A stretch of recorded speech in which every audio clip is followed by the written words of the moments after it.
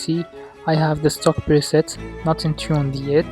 We're gonna do this later on. Here is the curve as well. Before do any tuning, let's start by running a benchmark. So we're gonna have a baseline to compare to after the tuning. Here in the top left, maybe you don't see it, but there is a benchmark toggle. Just click on it, and as you see, benchmarking started. So here is our baseline result. Let's take a screenshot of it so we can compare with this later on. Here we are. Right now you have to close this, leave the benchmark open, then click on MSI Afterburner.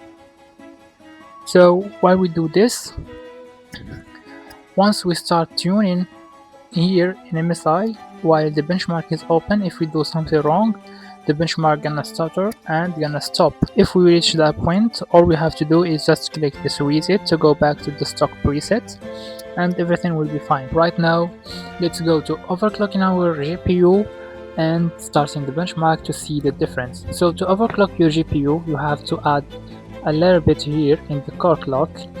You can start by 100 and hit apply. If nothing happened here in the benchmark, no stuttering, no stopping, everything is fine, you can go and add a 50, go 150, hit apply again, wait for some minutes. So as you see, everything is still good, nothing weird happened in the background. Let's go to 200, which is the maximum for my laptop. Yours may go up to 250, 300, it depends from a laptop to another one. So let's hit apply. And the second thing in overclocking is the memory clock, which is the VRAM clock. Here starts by a 200 and go up to 300, 400, or even 500 if your laptop supports it.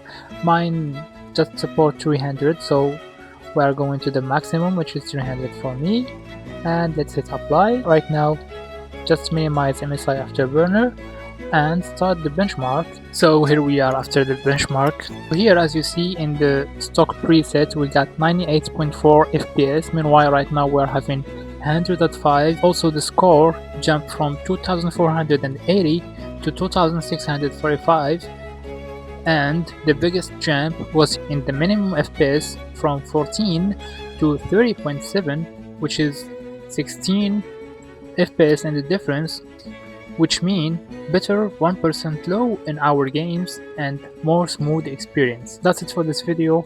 I hope this guide was simple and help you to overclock your GPU.